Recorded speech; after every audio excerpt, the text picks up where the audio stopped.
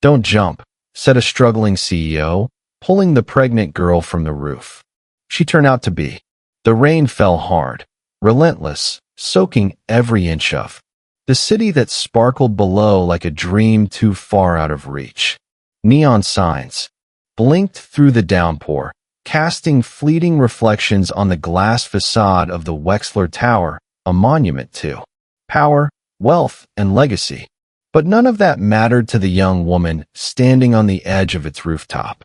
He was drenched, her long blonde hair clinging to her face and shoulders, her white dress fluttering like a ghost in the storm. Her hands rested gently on her rounded belly, the fabric pressed tight against her skin by the wind. Her lips trembled, though whether from the cold or the fear, even she did not know anymore. Tears mingled with raindrops as she looked down. From this height, everything seemed so small, so distant, so meaningless. "I was supposed to be someone," she whispered to the darkness. "But I ruined everything." The wind howled in reply. Somewhere far below, a car honked. A laugh echoed off the buildings, disconnected from her pain. She closed her eyes. Then suddenly, "Don't jump." The voice was steady, deep, not commanding, but full of weight, like someone who had spoken to the edge of darkness and made it back. Emma gasped and spun around, startled. A man stood a few feet away, unmoving, his eyes locked on hers. He was soaked too, his dark coat heavy with rain, his shoes slipping slightly on the slick surface. But he stood firm like the storm could not touch him. "I don't know you," Emma stammered, taking a shaky step backward.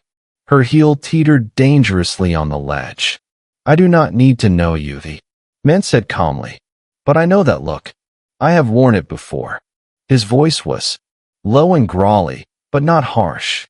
There was something in his eyes, something exhausted, yes, but also something steady. Steady in a way she had not felt from anyone in a very long time. "Please," he said, holding out one hand slowly. "Step down." "Why?" she snapped. "Why do you care?" "No one else does. I care because I have stood exactly where you are.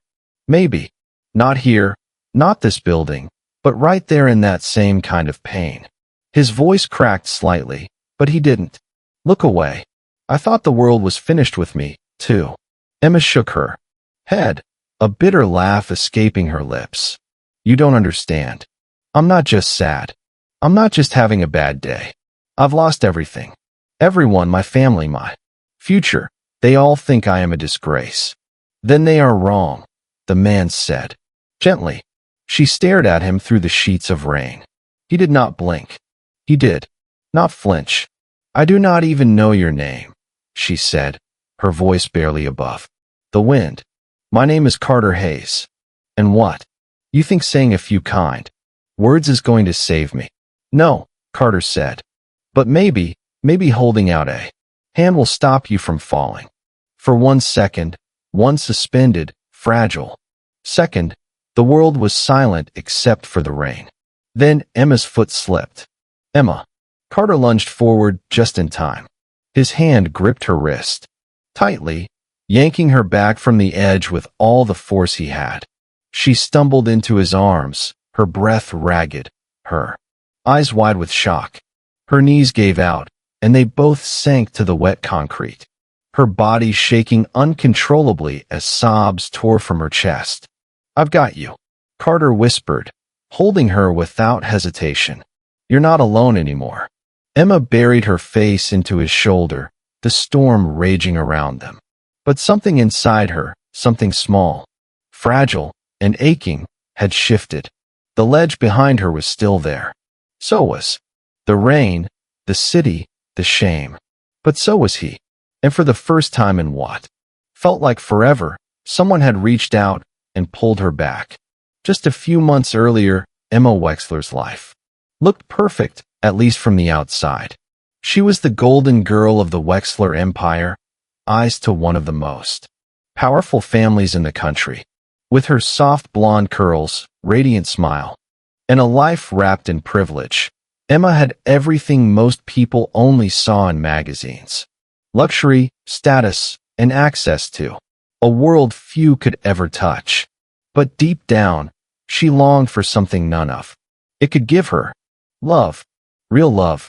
The kind that made you feel seen, chosen, not for your name, but for who you are.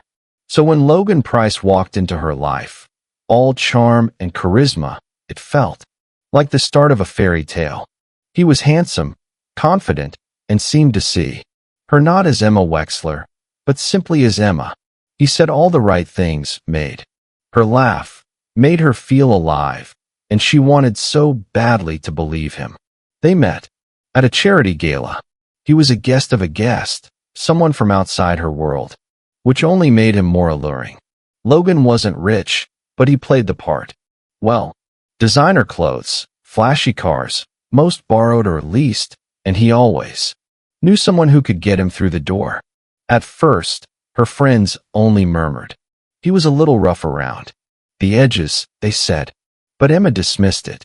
Her heart needed to believe he was real. But Logan was no fairy tale.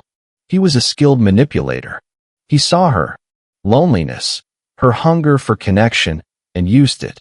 And by the time Emma realized how deep she had fallen, it was too late. She was pregnant when she told him nervously, hands trembling, seated across from him in a quiet cafe, tucked away from the city. He didn't even blink. "It's not mine," he said, sipping his coffee. "Handle it yourself." Emma stared at him, stunned. "What are you saying?" Her voice cracked. "You know it's yours."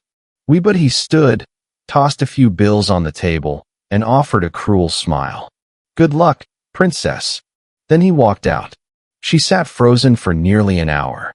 The world moved around her in a blur, a low hum pressing in.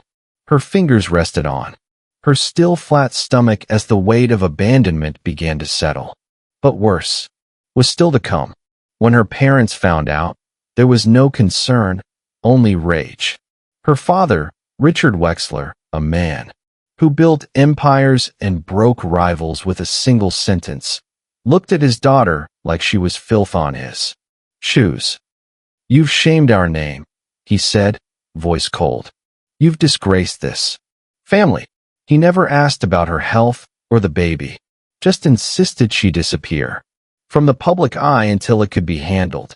Her mother remained silent, watching from a distance. There was something in her eyes. Maybe regret, maybe fear, but not love, not comfort. At her college, word spread fast. Emma's growing belly became the subject of cruel whispers. Girls who once laughed with her now sneered behind her back. Their looks said it all. Damaged, reckless, stupid. She stopped going out, stopped answering calls.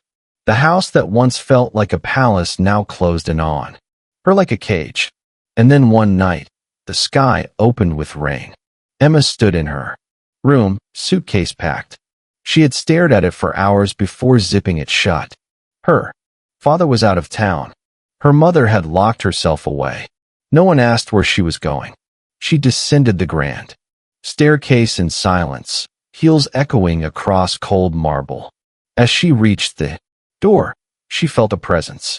Turning, she saw her mother in the shadows of the foyer, arms crossed, wordless. Their eyes met. Nothing was said. Emma opened the door. Rain poured as she stepped out, clutching her suitcase in one hand, the other resting protectively on her belly. Her white coat soaked through in minutes, but she didn't care. The cold stung her skin, but her heart felt colder still. He had no plan, no destination. Only one thought echoing with every step. Maybe they'd all be better off without me. And so Emma Wexler, the girl who once had the world at her feet, walked alone into the storm, toward a rooftop, toward the edge, toward a decision that might have ended everything, if not for a voice that would soon call out in the dark, "Don't jump." The rain had stopped by the time Carter and Emma reached his apartment. The silence in the car on the way there was heavy, but Carter did not push her to speak. He just drove, hands steady on the wheel, eyes focused on the road, as if guiding her through a storm. She had not yet escaped. When they entered the small apartment, he handed her a towel and a dry hoodie, plain gray, worn, but clean. She changed in the bathroom while he heated water on the stove.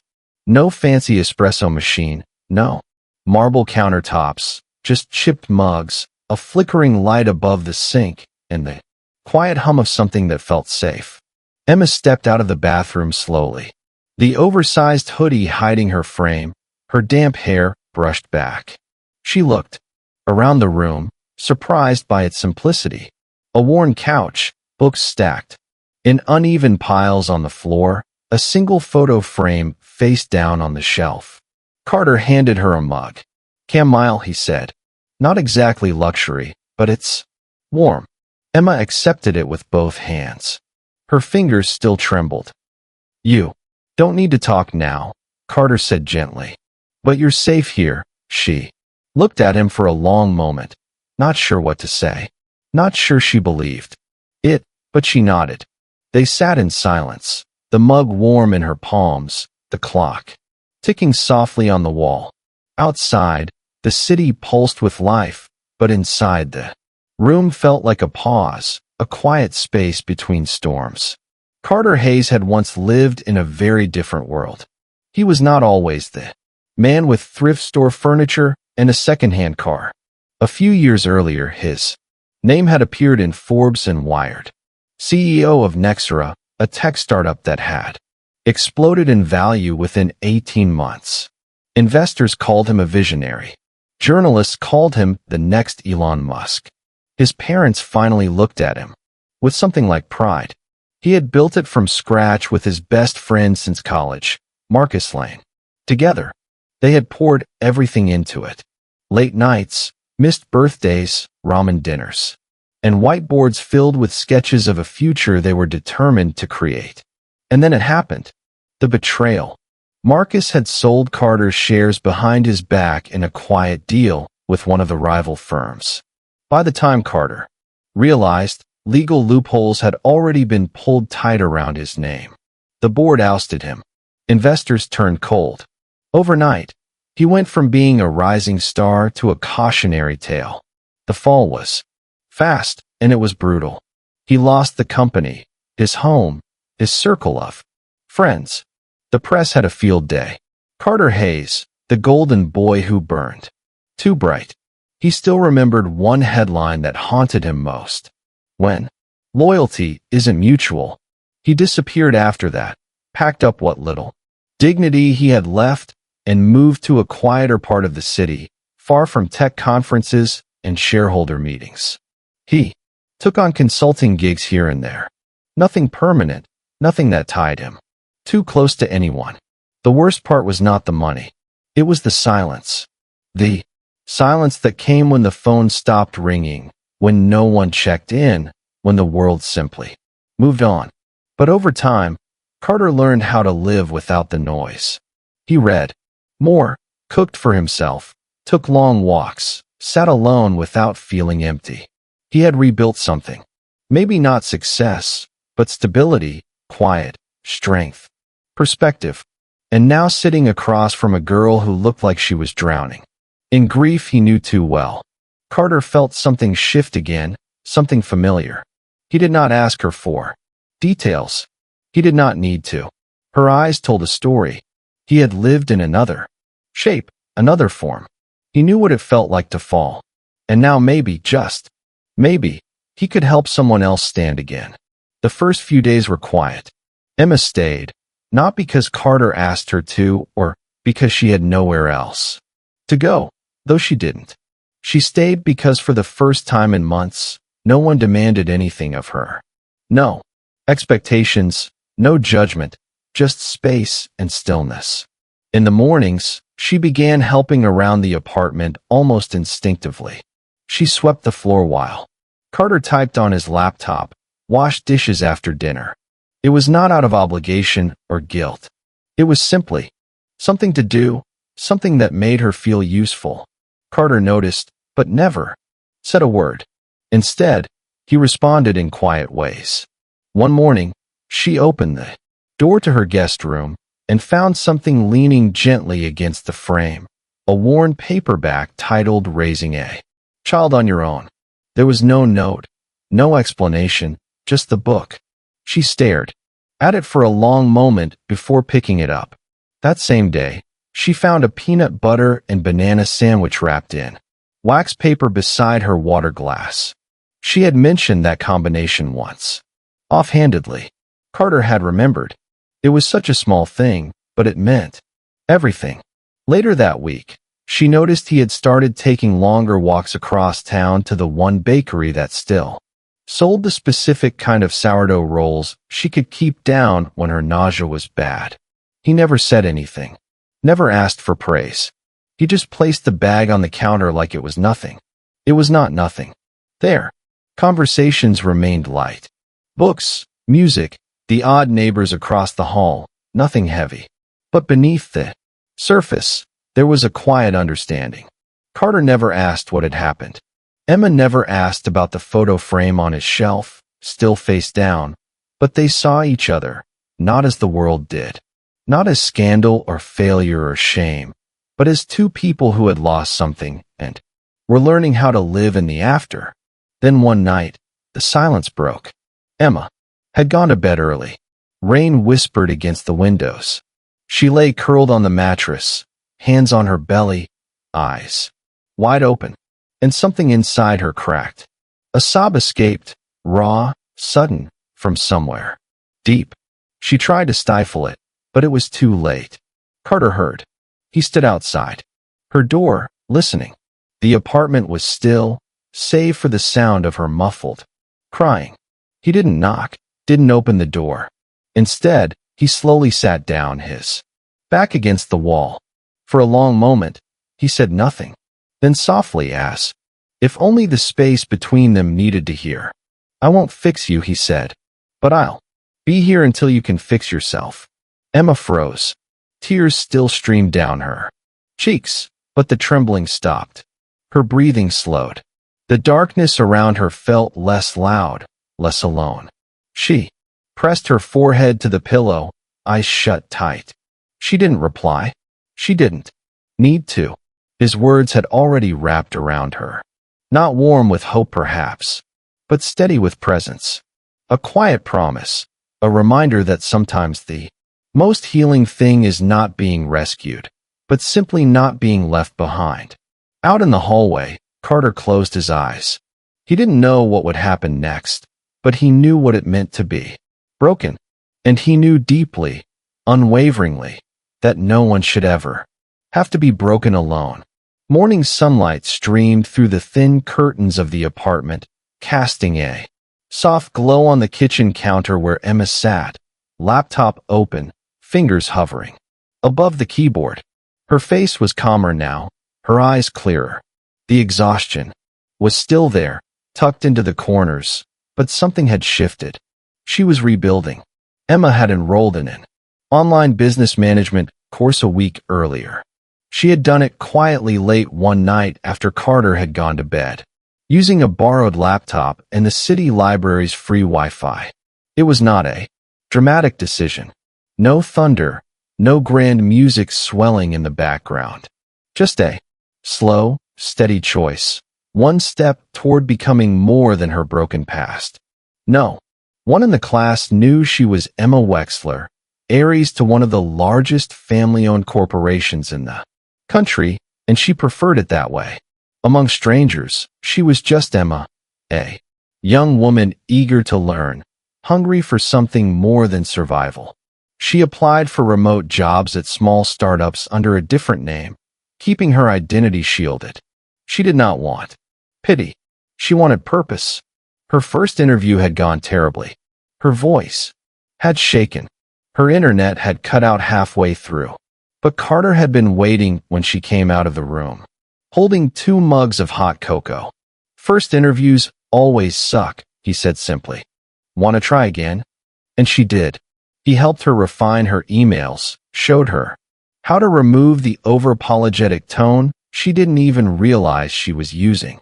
They practiced interview questions together in the living room, her belly steadily growing beneath her hoodie, his notes scribbled on sticky notes all over the coffee table.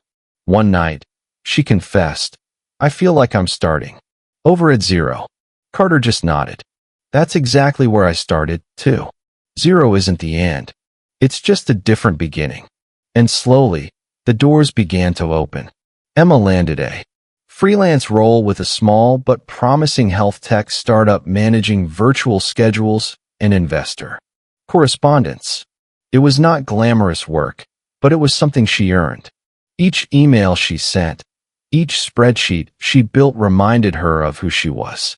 Outside the whispers, outside the scandal. Each night before bed, she opened a worn leather notebook and wrote, "Dear baby, today I sent out 3 proposals and made 2 mistakes, but I corrected them. I didn't cry. I smiled when I hit send. I don't know who I'm becoming, but I like her better than the girl who was waiting for others to save her. You saved me from disappearing. I want you to know that." Someday, her writing was raw and honest. Sometimes it rambled. Sometimes it was just a list of things that made her feel human again. Banana muffins, soft sweaters, Carter's dry humor. The way her body shifted as the baby grew. She still had bad days. Days when the past came knocking. Days when she wanted to curl up and forget the world. But those days no longer swallowed her whole.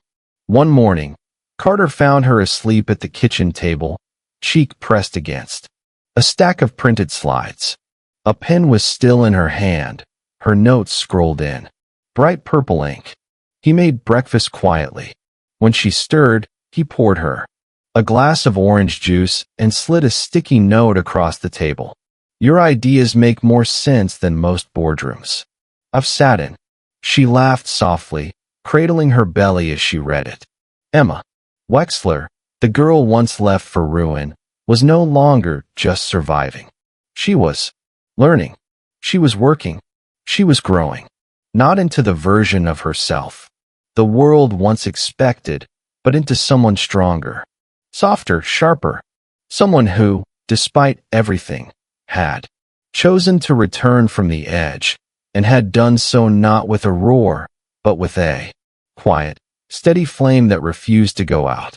The ballroom was flooded with soft, amber lighting, clinking glasses, and the quiet hum of corporate small talk. Men in tailored suits gathered near the center stage, exchanging business cards and backpacks, while women in elegant gowns floated from group to group. Laughter like glass against marble floors. It was a conference for innovation in health tech, a networking event where Carter Hayes had been invited last minute as a guest. Consultant for a startup he had helped guide from the shadows.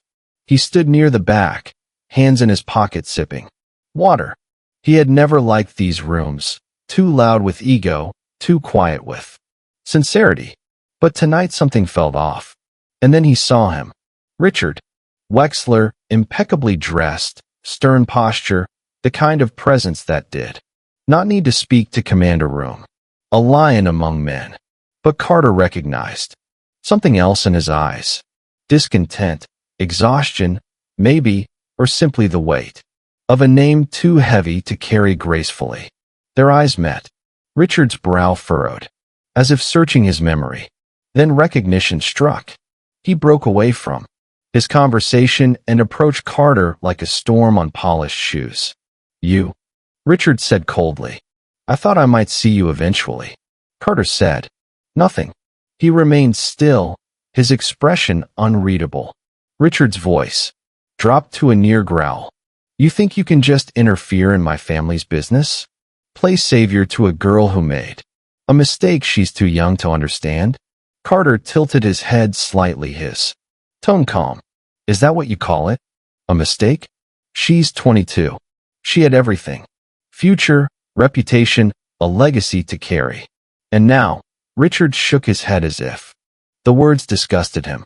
"Now she's hiding out like a disgrace." Carter's voice did not rise. It did not waver. "I didn't interfere," he said. "I stopped her from jumping off a rooftop. Richard blinked. I'm sorry, he said, caught off guard. Carter met his eyes, steady and unwavering. I'm the man who didn't let your daughter die. The silence that followed was immediate and sharp, as if the entire room had frozen behind the soundproof walls of their conversation. Richard's mouth opened, but nothing came out. And then, God, the voice cut through the tension like a bell. Both men turned to see Emma standing just a few feet away, her dress simple and elegant, her hair pulled back, her belly visible now, unapologetically. Her hands were resting beneath it as if to say, "This is mine. I am not ashamed."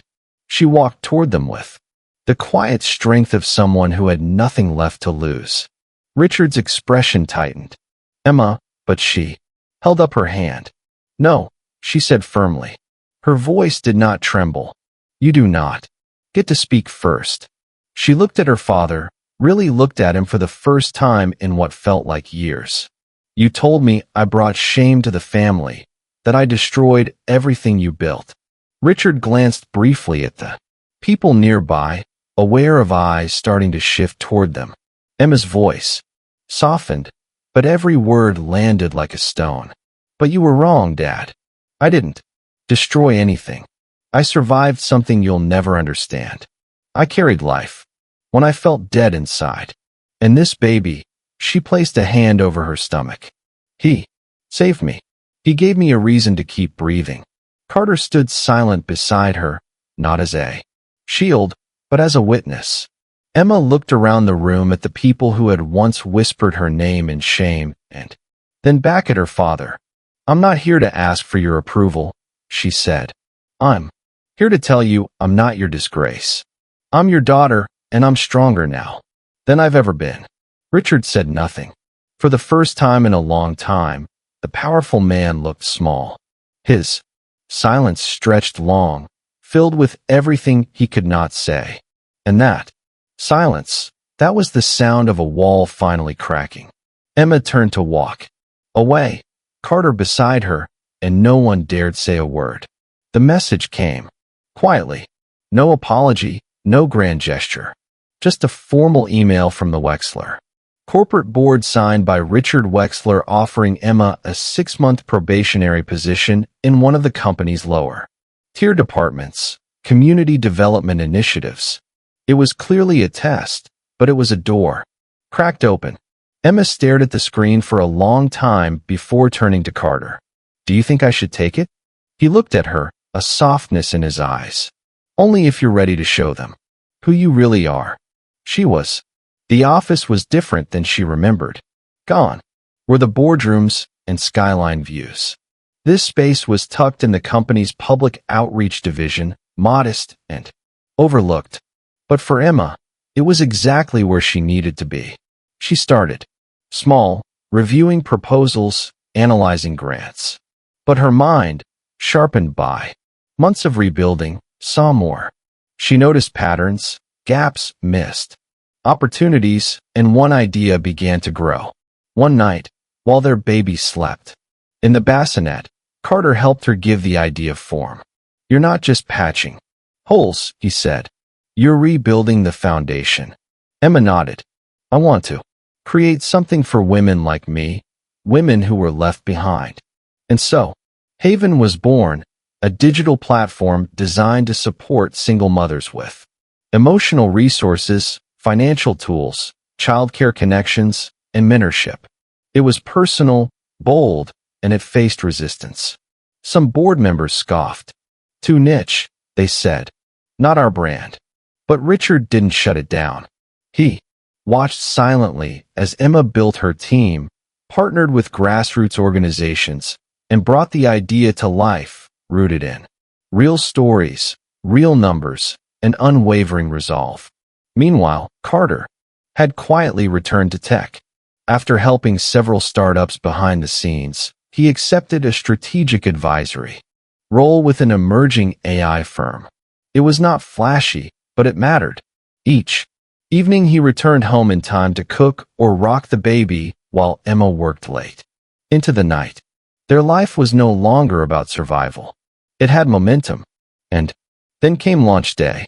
The event was held at a mid-size auditorium in the city's Innovation District. The audience included executives, journalists, community leaders, and dozens of single mothers Emma had met along the way. When the lights dimmed and the spotlight hit center stage, Emma stepped forward, her son in her arms. The room quieted. She took a breath, then spoke. Not long ago, she began. I stood on the rooftop of a building, convinced my life no longer had value. I believed I had failed as a daughter, a woman, a person. But I was wrong. Her hand rested gently on her child. Today I stand here as a mother, as a leader, as someone who was broken but not defeated because love, real love, helped me rise again. The room held its breath. This platform isn't about charity. It's about dignity.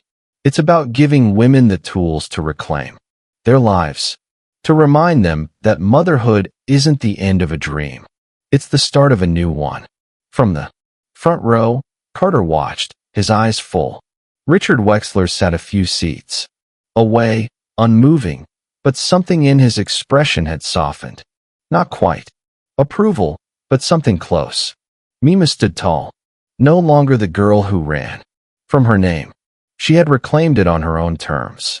1 year later, the world looked different. Not louder, not brighter, just softer, realer. Emma, Carter, and their son Noah lived in a small house on the edge of a quiet suburb where neighbors waved hello, and the mailman knew your name. It was nothing like the high-rise or luxury she grew up in, but it was hers. Warm, toned walls, the smell of cinnamon or coffee. In the kitchen, toys scattered across the floor, and laughter, real effortless. Laughter filled their days. Noah had just turned 1, curious and bright. His tiny hands always reached for something new, his giggles contagious. Emma often caught Carter watching him with a tenderness he tried to hide, but she saw it every time.